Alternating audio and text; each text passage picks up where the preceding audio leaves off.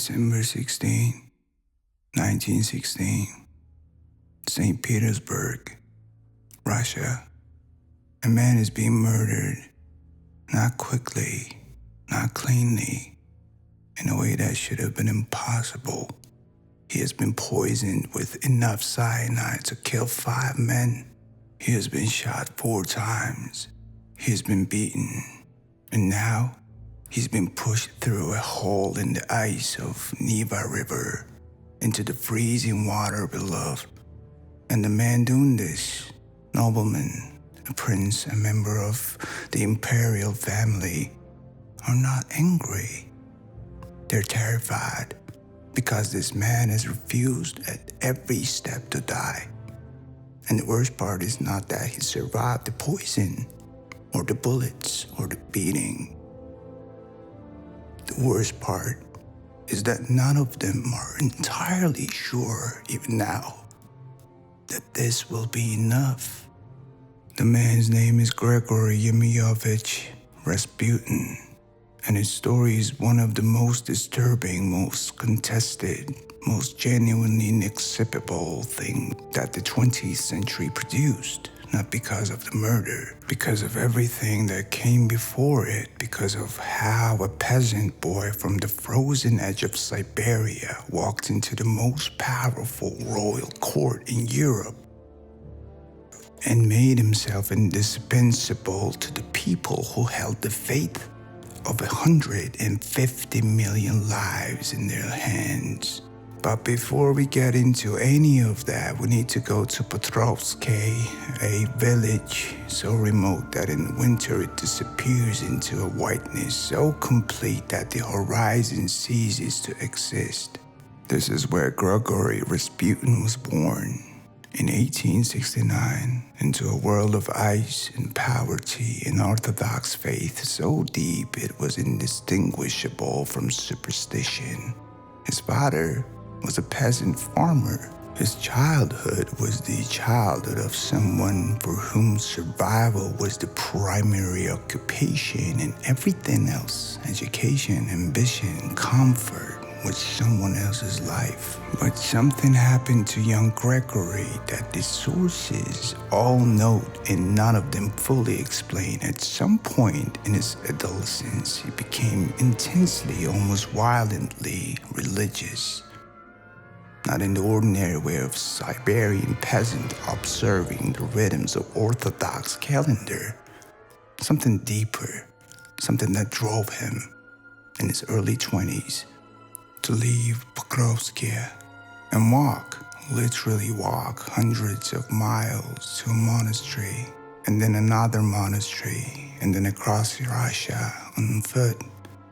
Though the kind of distance and conditions that people would not survive. He was looking for something, he called it God. The people who watched him could not agree on what it actually was. Here's what the wandering years produced. A man of almost no formal education who could speak about spiritual matters with a fluency that left trained clergymen unsettled. A man with eyes that every single person who described him, friend, enemy, neutral observer, described the same way. Pale, almost colorless, and with a quality of focus that felt like being looked at and more like being read. Multiple people in multiple separate accounts described the experience of meeting Rasputin's gaze as physically uncomfortable, as he was seeing something that had not given him permission to see. He also developed something that would define his later life, the ability to make people feel understood profoundly, specifically, uncomfortably understood. He would meet someone, a merchant, a noble's wife, a frightened young soldier, and within minutes, he would say something that cut directly to whatever they were carrying. Not vague spiritual comfort, specific recognition. The thing that they had not said, the thing they were afraid to say.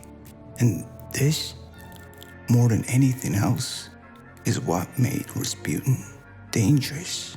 Not mysticism, no poison resistance. The ability to make people feel that he could see them completely and that he accepted what he saw. He arrived in St. Petersburg in 1903. He was not the first Siberian mystic to drift into the capital's drawing rooms. The aristocracy of late imperial Russia had a weakness for exactly this kind of figure, rough, unpolished, spiritually intense, carrying the smell of real Russia into rooms that had become very good at pretending real Russia did not exist. But Rasputin was different. He was introduced in the right circles and moved through them with a directness that society figures found either fascinating or deeply offensive, usually both. And then he met the Romanovs, and everything changed. To understand what happened next, you need to understand one thing about Alexandra Fyodorovna, the Empress of Russia. Her son Alexei, the Tsarevich, the heir of the throne, the child on whom the entire future of Romanov dynasty depended, had hemophilia, severe hemophilia. In 1906, this was essentially a death sentence, delivered in installments, an injury, an internal bleeding. Any of the episodes that came without warning and left the child screaming in pain for days at a time. Any of these could be the last one. The Empress had watched her son nearly die repeatedly. She had prayed. She had brought in the best physicians in Europe and nothing worked. And then Rasputin came. The accounts of what happened when Rasputin was brought to Alexei's bedside are consistent across multiple witnesses who had no reason to agree with each other. The child was in crisis, bleeding and pain. The physicians had exhausted their opinions and options. Rasputin sat with the boy. He spoke to him quietly. He may have prayed. He may have done something else. The accounts are not specific about the mechanism, only about the result. The bleeding slowed. The child calmed. The pain receded. This happened not once, multiple times over multiple years. Modern medicine has theories, hypotheses, reducing the child's anxiety and thereby slowing the bleeding, or Rasputin's introduction to remove the aspirin the physicians were giving the child, which we know now catastrophically worsened hemophilia. There are rational explanations, but what matters for this story is not the mechanism. This is what Alexandra believed. She believed that God has sent this man, that this rough, strange, unsettling peasant from Siberia had been placed into her path by divine intervention to keep her son alive. And for a woman who held that belief, the question of Rasputin wanted, or Rasputin thought, or Rasputin recommended.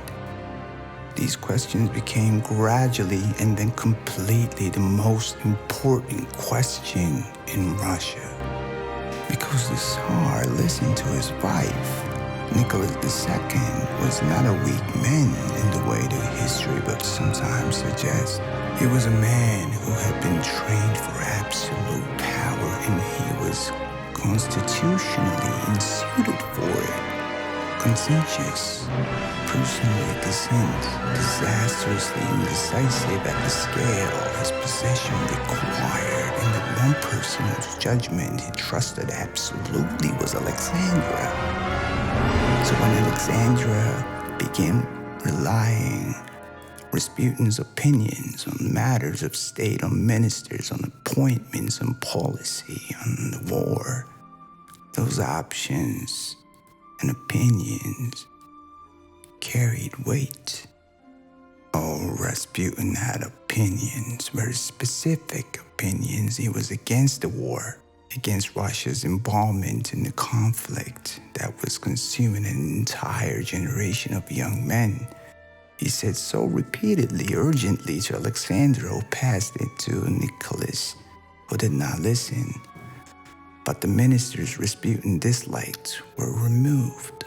The ministers he approved of were appointed, and the Russian aristocracy, the generals, the politicians, the men who had managed the empire for generations, watched this happen with an anger that was building towards something.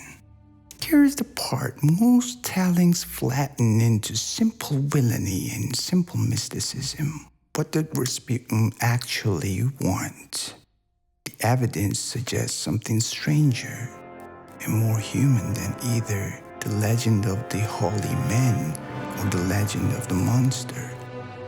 Rasputin believed genuinely that he had a connection to God. He also drank heavily, frequently, and with great enthusiasm. He had relationships with women that were scandalous, even by the low standards of St. Petersburg. He accepted money from people who wanted favors, and he dispensed favors with an enthusiasm that suggested he enjoyed the power this gave him. What made him extraordinary was the combination.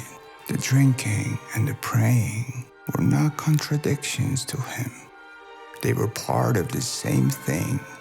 It belonged to a strand of Russian Orthodox spirituality that believed sin and repentance were inseparable, that you could not know God's mercy without knowing your own darkness first, that the path to grace ran directly through transgression. This was not an easy theology for the Russian nobility, who wanted their mystic unworldly and their sin private. The rumors spread that Rasputin had seduced the empress, that he was a German spy, that he had hypnotized the entire royal family, that his influence over Alexandra was the reason Russia was losing the war. Most of this was false or wildly exaggerated, but the truth, that a Siberian peasant with no education and no family connection had genuine influence over the most powerful woman in Russia, was strange enough that the false versions were easier to believe. 1916, the situation had become untenable. Russia was catastrophically overextended at war it was losing. The Tsar was at the front, which meant Alexander was effectively managing internal affairs, which means Rasputin's influence was at its peak precisely when Russia most needed clear, stable governance and had the least of it. The men who needed to do something felt they were running out of time. The men who gathered in Prince Felix Yusupov's palace on the night of December 16th were not criminals. Yusupov, one of the most wealthiest men in Russia. Grand Duke Dmitry Pavlovich was the Tsar's cousin. They were patriots by their own accountant. Men who believed sincerely that removing Rasputin would have saved Russia. They were wrong about this. Russia's problem ran far deeper than one man's influence over one woman, but they believed it. And so they invited Rasputin to the palace, told him that Yusupov's wife wished to meet him, and brought him to a basement room where they had laid out cakes and wine laced with cyanide. And ate the cakes, he drank the wine, he did not die. The explanation most favored by historians today is that the cyanide was either insufficiently prepared improperly stored or that the sugar in the cakes and the wine chemically inhibited its effect. Possible, probable even, but the man in that basement did not have the benefit of retrospective toxicology analysis. They watched a man consume what should have been a lethal dose of poison and then sit there talking for what the accounts say was somewhere between 1 and 2 hours while they waited him to collapse. He didn't collapse. He asked to hear the guitar Yusupov played for him. At some point, Yusupov went upstairs to confer with the others. He came back down with a revolver. He shot Rasputin once in the chest. Rasputin fell. The man came downstairs to look at the body, and then Rasputin opened his eyes. He stood up. He grabbed Yusupov by the throat. He made it up by the stairs, out through a door into the courtyard before Prushkevich, one of the other conspirators, shot him again and again and again. 3 more shots. Rasputin fell in the snow. Still not dead. They beat him. They bound him, and they pushed him through the ice. The autopsy report, the actual historical document which exists, indicates that when his lungs were examined, they contained water, which means that when Rasputin entered the river, he was still alive. He drowned. The medical and historical consensus is that the accounts were exaggerated by men who were both terrified and after the fact wanted to tell a story that justified what they had done.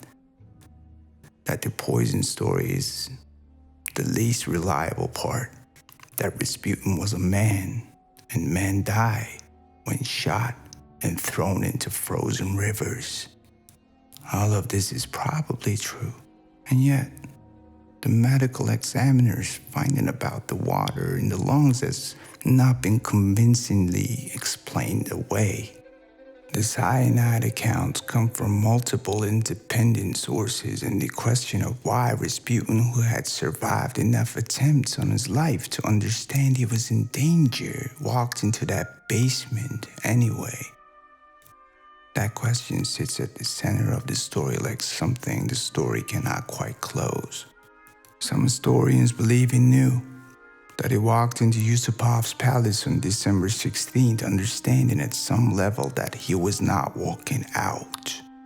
There's a letter, disputed in its authenticity by Haunting regardless, supposedly written by Rasputin days before his death, predicting that if he was killed by peasants, the Tsar would reign for many years.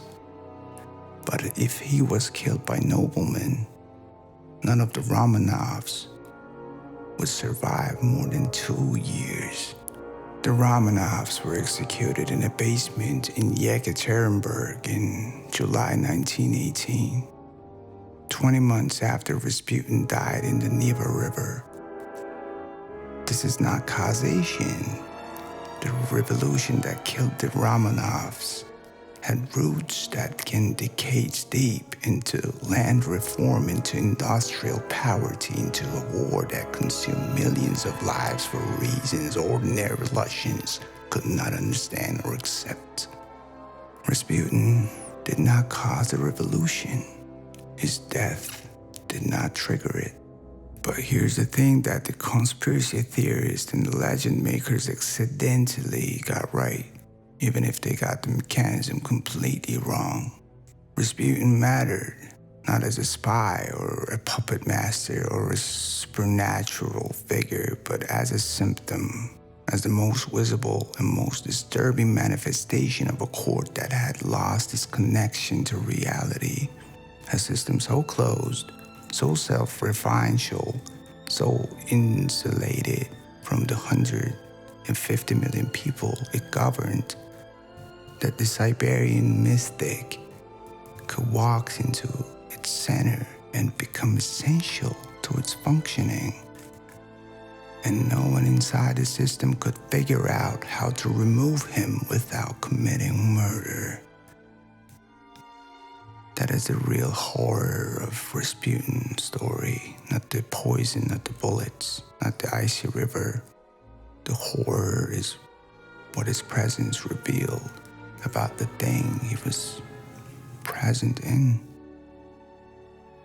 A dynasty that had ruled the largest country on earth for 300 years brought to a point where its stability depended in part of whether one strange man from a Siberian village was still alive. Rasputin understood something about this. He told Alexandros repeatedly that the nobles hated him, that they would kill him eventually, that when they did, she should not look for revenge because revenge would make things worse.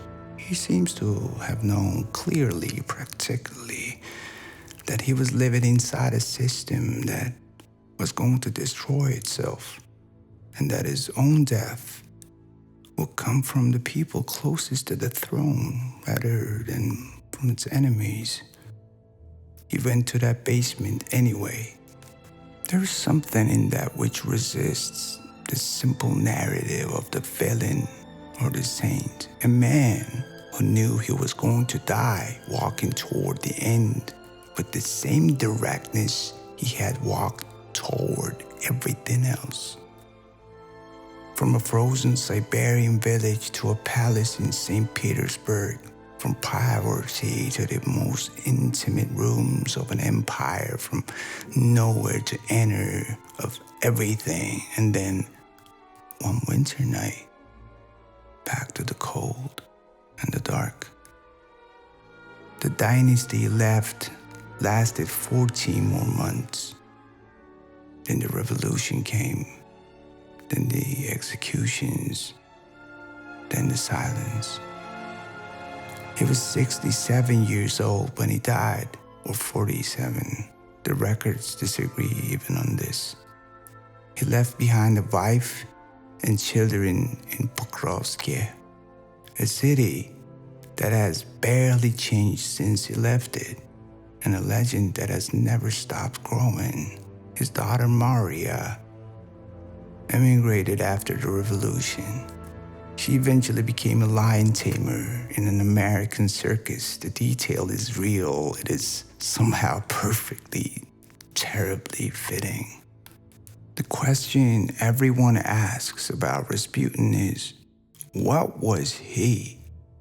Holy man or fraudster, visionary or opportunist, healer or manipulator, saint or monster? The answer, if there is one, is that he was all of these simultaneously, in proportions that shifted depending on who was watching and when.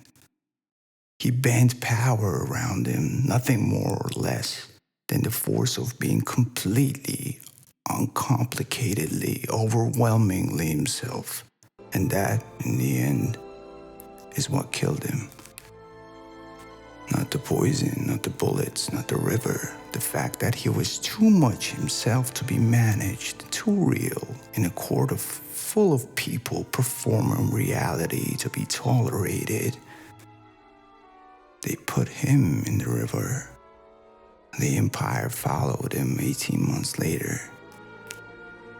If something in this story feels unfinished, like there is more darkness underneath it than the surface shows, you're right. There always is. Open the next video. The darkness goes further than you think. Don't forget to subscribe. See you on the next one.